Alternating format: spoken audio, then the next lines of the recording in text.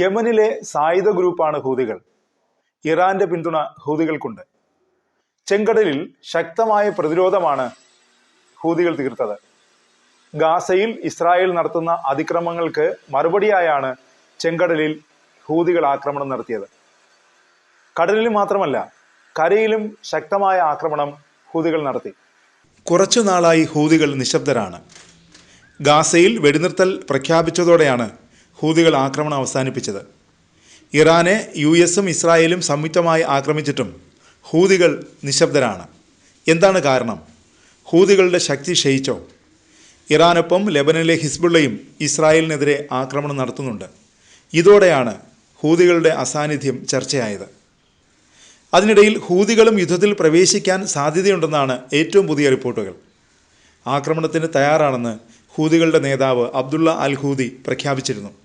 ആക്രമണം നടത്താൻ ഉചിതമായ സമയത്തിനായി ഹൂതികൾ കാത്തിരിക്കുകയാണെന്ന നിരീക്ഷണങ്ങളും വരുന്നുണ്ട്. ഹൂതികളുടെ നിശബ്ദത നിലവിലെ ഇറാന്റെ യുദ്ധതന്ത്രങ്ങളുടെ ഭാഗമാണെന്നും ചില മാധ്യമങ്ങൾ വിദഗ്ധരെ ഉദ്ധരിച്ച് റിപ്പോർട്ട് ചെയ്യുന്നുണ്ട്.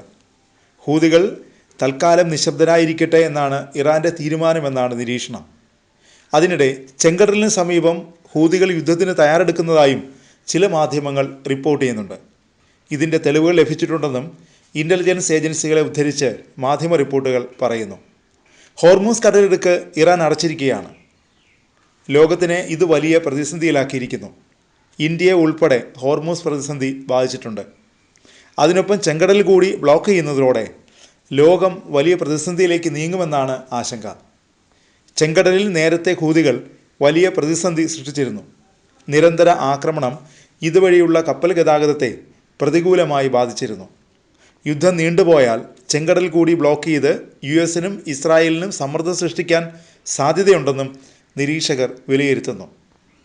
ഇതിനായി ഹൂതികൾ നിശബ്ദമായി ഒരുക്കങ്ങൾ നടത്തുകയാണെന്നാണ് വിലയിരുത്തൽ. ഹൂതികൾ കൂടി ഇറങ്ങിയാൽ ലോകം വലിയ പ്രതിസന്ധിയിലേക്ക് നീങ്ങുമെന്ന മുന്നറിയിപ്പാണ് വിദഗ്ധർ നൽകുന്നത്. ചെങ്കടൽ ലോക വ്യാപാരത്തിൻ്റെ നട്ടെല്ലാണ്. ഗാസയിലെ ആക്രമണത്തിന് മറുപടിയായാണ് നിരന്തരം ഹൂതികൾ ചെങ്കടലിൽ കപ്പലുകളെ ആക്രമിച്ചത്.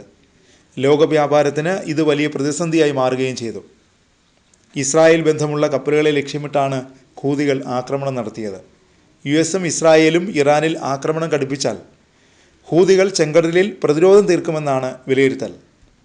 അതിനിടെ ഇറാൻ ശക്തമായ ആക്രമണം തുടരുകയാണ്.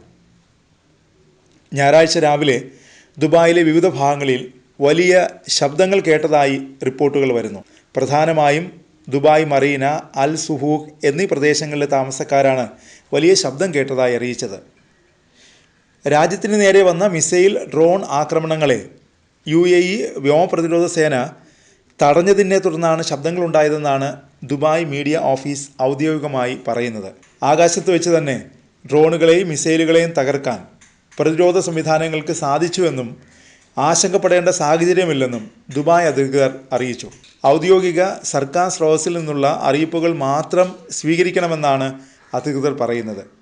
നിലവിൽ ജനങ്ങൾ പരിഭ്രാന്തരാകേണ്ടെന്നും ശാന്തരായിരിക്കണമെന്നും സുരക്ഷാ ഉദ്യോഗസ്ഥരുടെ നിർദ്ദേശങ്ങൾ പാലിക്കണമെന്നും ദുബായ് മീഡിയ ഓഫീസ് അറിയിച്ചു.